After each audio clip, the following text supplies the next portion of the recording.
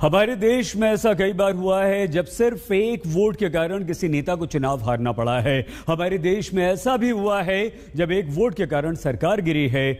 एक आम आदमी के एक वोट की कीमत बहुत बड़ी होती है। अगर हम इसे रुपए में बदल कर देखें तो क्या होगा, कितनी कीमत होगी, देखिए हम आपको बताएं। इसके लिए पहले आप ये समझ लीजिए कि 2021-22 में केंद्र सरकार के अनुमान के अनुसार 34,83,236 करोड़ रुपए खर्च करने वाली है। इस रकम को खर्च करने का जिम्मा हमारे देश के 90 करोड़ मतदाताओं ने सरकार को दिया है। तो इस तरह से अगर हम देखें तो हमारे एक मतदाता, एक आम आदमी, आपके और हमारे वोट की कीमत होती है 38,700 रुपए। और चूंकि 5 साल के लिए हम सरकार को चुनते हैं, वोट देते हैं, तो इसे 5 गुना आप कर लीजिए। 5 गुना करके अगर देखा जाए तो हमारे एक वोट की कीमत हो जाती है 1,94,000 रुपया। ये हमारे एक वोट की कीमत है, आप अंदाजा लगाइए। लेकिन आम आदमी देश का, यानी कि वोटर के समय की कीमत क्या हमारा रेल विभाग नहीं समझता है? यह सवाल उठा है सुप्रीम कोर्ट की एक टिप्पणी के बाद, जब ट्रेन लूट होने के बाद एक यात्री की फ्लाइट मिस हो गई। मामला अदालत में पहुंचा तो सुप्रीम कोर्ट ने रेलवे को 30,000 रुपए का हर्जाना भरने का आदेश देते हुए कहा कि यात्री का समय अनमोल होता है। इस बात को समझिए प्लीज। यात्रीगण की तरफ से भारतीय रेलवे ध्यान दे, जब किराया फुल लेते हैं तो रेल भी फुल राइट टाइम पर पहुंचाने का काम करे, क्योंकि आम आदमी सिर्फ रेल से आने जाने का पैसा नहीं देता बल्कि सही समय पर पहुंचाने का भी देता है। लेकिन आपने हमेशा कई बार रेलवे स्टेशन पर ऐसा सुना होगा कि आपकी ट्रेन इतनी देरी से चल रही है।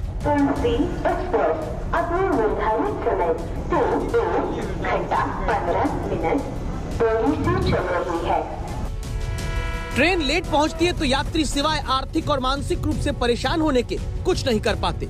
लेकिन ऐसा भी नहीं है। कहानी सुनिए।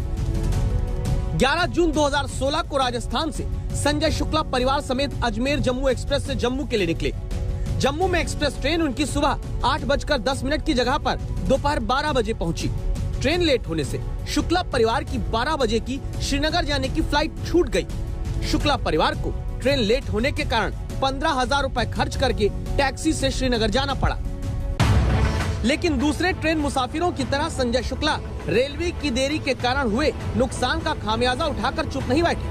आम आदमी के वक्त की कीमत न समझने वाले रेल विभाग की गलती को लेकर अदालत तक पहुंचे। जहां अब सुप्रीम कोर्ट तक पहुंचे मामले में सर्वोच्च अदालत ने आदेश देते हुए कहा कि यात्री का समय भी अनमोल होता है। यात्री को बिना जानकारी दिए ट्रेन देरी से चलाने की जिम्मेदारी कोई तो लेगा। नागरिक, उपभोक्ता या यात्री किसी के रहम करम पर नहीं रह सकता है। सुप्रीम कोर्ट ने रेलवे को 30,000 रुपए का जुर्माना और उस पर 9% सालाना की दर से ब्याज का भुगतान करने का आदेश दिया। यदि आपको कहीं जल्दी पहुंचना है तो आप तत्काल में ज्यादा पैसे देकर या प्रीमियम ट्रेनों में टिकट बुक करा के पहुंच सकते हैं। लेकिन अगर वही ट्रेन लेट हो जाए और इतना लेट हो कि आपकी आगे की फ्लाइट या ट्रेन या बस मिस हो जाए तो उस पर कोई हर्जाना रेलवे नहीं देती। यात्रियों का मानना है कि वक्त की बर्बादी और पैसे की बर्बादी एक अहम मुद्दा है जिस पर विचार होना चाहिए, क्योंकि पैसा सिर्फ यात्रा का नहीं बल्कि समय पे पहुंचने का दिया जाता है। भारतीय रेल का दावा है कि अभी सिर्फ 5% ट्रेन ही लेट चल रही है, लेकिन यात्री इस पर भरोसा नहीं करते। सवाल करते हैं कि ट्रेन लेट चलने का जो खामियाजा भुगतते हैं उसकी कीमत क्या भारतीय रेलवे समझेगी? जैसे लखनऊ में रेल यात्री आफ्ताब और विवेक सिंह की कहानी को सुनिएगा। मैं दिल्ली जा रहा था एक बार, तो लिच्छवी एक्सप्रेस एक ट्रेन हुआ करती है, तो बहुत लेट हो गई। वो तकरीबन 3 बजे की ट्रेन रात में 12 बजे आई, सुबह 5 बजे पहुंचाने वाली ट्रेन 7 बजे शाम को आई। एकदम जरूर भरपाई होनी चाहिए और जितने का भी टिकट होता है, जितना भी फेयर होता है, उसका दोगुना भरपाई होना चाहिए, क्योंकि समय सबसे बहुमूल्य चीज़ है आज के डेट में।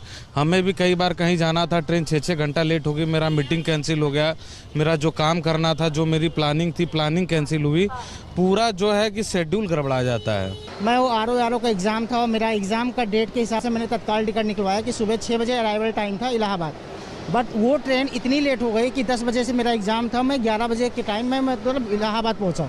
तो मैं तत्काल का टिकट एक तो ज़्यादा पैसा पे करके लिया, ऊपर से टिकट लेने के बावजूद भी मेरा एग्जाम मिस हो गया था। आपको लगता है कि इसका हर्जाना रेलवे को भरना चाहिए? बिल्कुल सर, जैसे अदर कंट्रीज में है कि अगर 4 से 5 मिनट भी ट्रेन लेट होती है तो पूरा फी रिफंड किया जाता है, साथ में उसका मतलब उनको चार्ज भी देना पड़ता है। जापान में ट्रेन लेट होने पर सार्वजनिक रूप से माफी मांगी जाती है। यात्रियों को पहुंचाने में रेल जापान में लेट होती है तो मुसाफिरों को ट्रेन लेट होने का एक सर्टिफिकेट दिया जाता है, जिसे वो आगे ऑफिस या दूसरी जगह दिखाकर कार्रवाई से बच सके। ट्रेन लेट होने पर एक तय राशि तक जापान में दी जाती है।